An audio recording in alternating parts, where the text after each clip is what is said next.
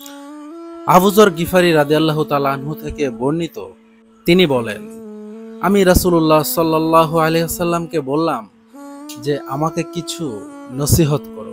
তো হুজুর সাল্লাল্লাহু আলাইহি ওয়াসাল্লাম বললেন যে তুমি তাকওয়া অবলম্বন করো, কারণ তাকওয়া সমস্ত ভালো কাজের মূল।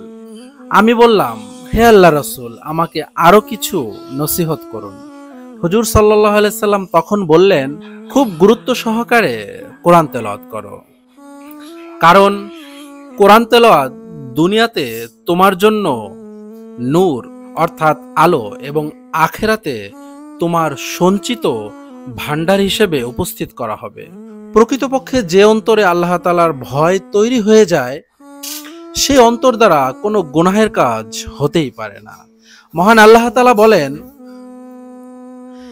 যে ব্যক্তি আল্লাহকে ভয় করে, আল্লাহ তাআলা যে কোনো সংকটে, যে কোনো বিপদে তার বিপদ থেকে বের হওয়ার রাস্তা আল্লাহ তাআলা তৈরি করে দেন এবং এমন ভাবে ওই ব্যক্তিকে রিজিক দান করেন যেটা সে কখনো চিন্তাই করেনি। সুবহানাল্লাহ। এবং কোরআন তেলাওয়াতের ব্যাপারে হাদিসে বর্ণিত আছে, যে ঘরে কোরআন তেলাওয়াত করা হয় সেই ঘরগুলো আসমানে যারা থাকে অর্থাৎ ফেরেশতা, তাদের কাছে এমন উজ্জ্বল চকচক করতে থাকে যেমন দুনিয়া থেকে আমরা আকাশের তারকারাজিগুলোকে চকচক করতে দেখি। সুবহানাল্লাহ।